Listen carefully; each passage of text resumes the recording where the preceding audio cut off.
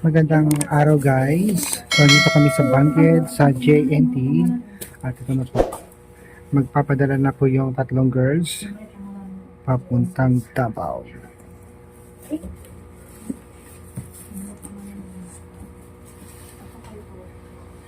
Yung ano kanina, kaya ano pa gusto dito?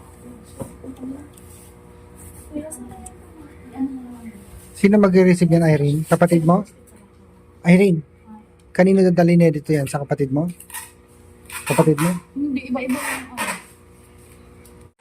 Ayan mga babayan, inuna muna nila kumaring Irene i-repack yung kanyang bagahe at isusunod kay Erna at Marjorie. So nagtulong-tulong itong mga tatlong girls para maayos ng maganda yung kanilang ipapadala. So mga babayan, dalawang karton yata yung magagamit ni kumaring Irene dahil medyo marami yung kanyang ipapadala sa kanyang mga pamilya. So lahat ng mga binigay ni Ma'am Elizabeth makuha na para sa kanilang pamilya ay kanyang ipinadala. Gayon din po yung extra na damit na hindi na nila ginagamit na mga binigay ni Ma'am PB Love. So yan guys, pangalawang karton na po ito ni Kumaring Irene. At ang payment pala dito mga kababayan, 10 kilos, almost 700 pesos. So ayan, siguro lalagpas ito ng 15 kilo yung bagahe ni Kumaring Irene. Pangalawang karton na niya po ito at medyo marami talaga yung kanyang ipapadala. Yan, lahat ng mga binigay ni Ma'am Elizabeth para sa kanyang mga pamilya, ito, nilagay na niya at nilagyan na niya ng mga pangalan. Ganoon din po yung mga extra na damit na hindi na nila nagagamit masyado, pinadala na rin niya sa kanyang mga hipag at sa kanyang kapatid. So yan mga babayan, abangan naman natin yung bagahe ni Erna at yun ang aming isusunod na ire-repack. Marami din silang mga extra shoes na binigay ni Ma'am PB Love na hindi na sila masyadong ginagamit at yung mga pinadala din ni Ma'am Elizabeth. So pinagsama-sama na nila at ayan, pangalawang karton na ni Kumaring Irene ito guys. So titingnan natin kung magkano ang babayaran niya kasi uabot siguro ito ng mahigit 15 kilo. Ayan, mabuti na lamang po mga babayan, si Ma'am PB Love ay nagbigay ng extra pera para sa kanilang mga bagahe na ipapadala doon sa kanilang mga pamilya. So ayan, natapos na natin i-repack yung bagahe ni Kumaring Irene at isusunod naman po natin ngayon i-repack yung mga bagahe ni Erna.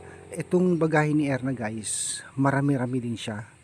So kailangan niyang ipadala kasi yung bagahe niya papunta ng Davao pag uwi niya ay baka magsobra. So mas malaki yung babayaran niya dun sa airport, kaya ginawa na lang po ay ipinadala niya para mauna na yung bagahe niya doon sa Davao. Tsaka na lang niya pipick upin pagdating niya sa Davao. So ayan guys, dalawang karton din ang magagamit ni Erna para sa kanyang mga bagahe at medyo marami po talaga yung kay Erna. So lahat ng mga damit na extra na hindi na nila ginagamit na binigay ni Ma'am PB Love kasi sobrang dami po ng damit binigay ni Ma'am PB Love at gayon din yung mga binigay ni Ma'am Elizabeth, pinagsama-sama na po nila dito guys. So ayan mga babayan, pangalawang karton na ni Erna ito at medyo marami pa yung i-repack natin doon sa bagahe niya. At kung napapansin nyo mga kababayan, wala po si Badiday dito, hindi namin siya kasama dahil naka-duty po ngayon siya sa hospital. So si ano na lang, Marjorie yung kasama naming magpapadala. So bali pinagsama-sama na rin ni Badiday yung mga pinadala ni Ma'am Elizabeth at yung mga extra na damit na hindi na nila masyadong ginagamit dahil marami pong kapatid ito si Badiday. Eksakto, magagamit ng kanya mga kapatid, pamangkin at yung mga anak niya. So yan, pangalawang karton na po ito ni Erna at sana magkasya. Ayan, medyo marami talaga yung ipapadala ni Erna kasi kung ito ay idadalhin niya sa airport pag uwi niya, sigurado po mga babayan mas malaki yung babayaran niya, katulad yung nangyari nung pag uwi namin sa Davao ni Irene at ni Marjorie. nag-excess baggage po sila. Yung malaki po talaga ang babayaran. Pero buti na lang po at binigyan ni Ma'am PB Lab si Irene at si Marjorie na pambayad doon sa airport. Thank you ulit kay Ma'am PB Lab. Ayan mga babayan. Abangan naman natin mamaya yung bagahe ni Marjorie. Si Marjorie at kay Badiday guys, sobrang dami. Sila yung pinakamaraming gamit na ipapadala. Kasi syempre dalawa po sila. Lalo na yung mga damit ni Marjorie na sobrang dami, ibibigay niya doon sa kanyang kapatid na si Christine. Kasi si Christine at si Marjorie halos parehas po sila ng height ng katawan. At sigurado ko magagamit ni Christine yung mga damit ni Marjorie. Tamang tama pag pasok sa school ni Christine. So ayan guys, i-repack na mamaya ito ng GNT at kikiluhin kung ilan ang babayaran ng bawat isa sa kanila. So marami pa yung ipapadala dito ni Erna, mga sapatos, ayan, sandals, lahat po yan binigay ni Ma'am Elizabeth para sa pamilya ni Erna. Kaya tingnan natin mamaya guys at alamin natin kung magkano po yung babayaran ni Erna dito sa GNT. Ang sabi ng GNT guys, 1 week daw bago makarating doon sa Davao. So ang ginawa na lang po ng GNT, bali ako yung magiging sender direkta doon kay direkta po ito kay Sir Edito o kaya si Peking Bombay. So bali Sir Edito na po yung magiging receiver. Pero yung mga karton po ng bawat isa sa kanila may mga pangalan. Halimbawa kay Irene, yun, may nakalagay doon pangalan ni Irene. So may bibigay kay Irene yun. Ganon din kay Erna at kay Marjorie. Pero ako yung magiging sender. Bali isang sender lang yung ginawa. At si Sir Edito na po yung tatanggap lahat ng mga package. So si Sir Edito na po yung mag-distribute doon sa Davao nung kanilang mga package. So ayan, nandito na tayo sa bagahe ni Marjorie. Itong kay Marjorie guys, inabot ng 3 box. Kasi sila yung pinakamarami po talaga. Ayan, ito nakasupot na blue kung nakikita nyo. Yan po ay puro bago na binigay ni Ma'am Elizabeth para kay Christine. At dinagdagan na rin po ni Marjorie yung damit ni Christine. So marami po yan guys, 3 karton po ang nagamit dito ni Marjorie. Sobrang dami. Siya siguro yung pinakamaraming babayaran po ngayon. Pero di bali po ay nagbigay naman si Ma'am PB Lab ng pambayad sa mga bagahe nila. Ayan. So abangan na lang natin guys yung mga price na babayaran ng bawat isa sa kanila. So, pangatlong karton po na po ito ni Marjorie. So, binilisan namin po yung nag-repack kasi po medyo hapon na at may pupuntahan pa po kami mamaya konti. Ayan. So, tingnan natin guys. Maya-maya yung kung magkano ang babayaran ng bawat isa sa kanila. Guys, medyo marami-rami yung kanilang padala papunta sa kanilang mga pamilya kasi ito si Erna ay uuwi na at para hindi siya magbayad sa airport, ayan, pinadala niya yung kanyang mga ibang gamit.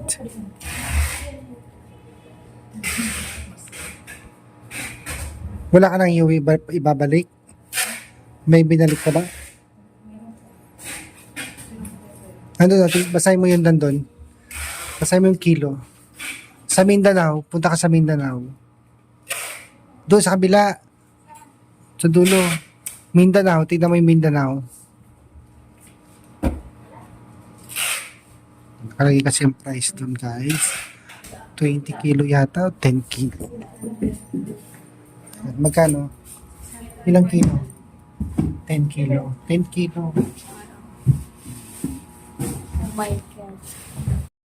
Puro sapatos na yan? Wala na? Kasi ilagay mo na lahat. Siksik mo kasi maigi.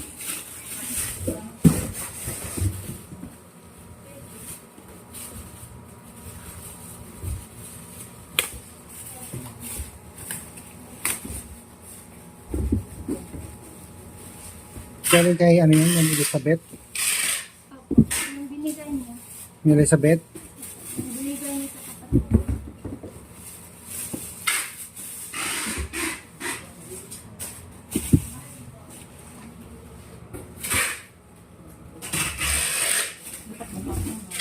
Dapat ka na simulan yung isa. Ano naman yan? Ang daming batato.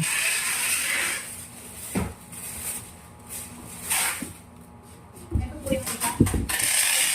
Oh. Dapat sa puti mo. Hindi kami baliktad ko. Sige na. Mamaya na, ikarga mo muna.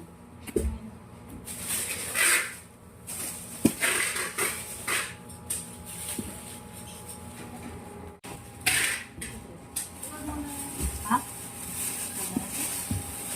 Ito na dapat.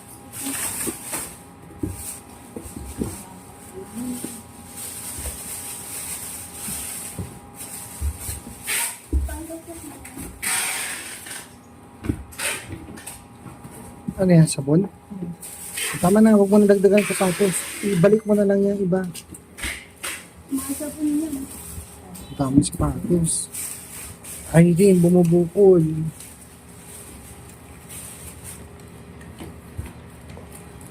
Pwede na. Try lang.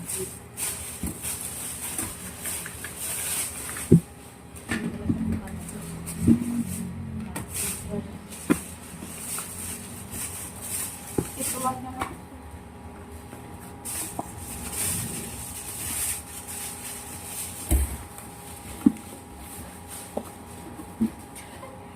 Wala na. Bukol na siya. Ano mo na yung iba? Kailangan hindi bubukol yan.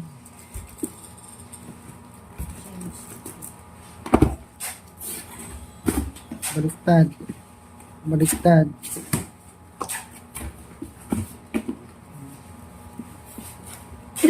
Sorry.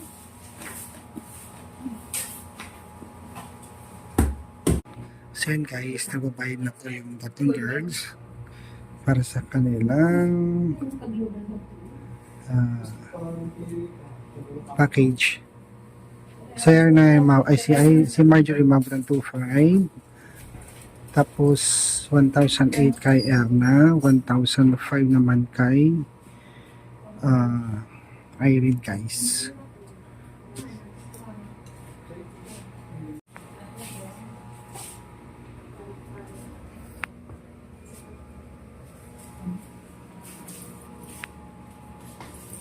One week daw. Pero ang nakalagay dyan na sender, ako, pangalan ko. Pangalan ko nakalagay.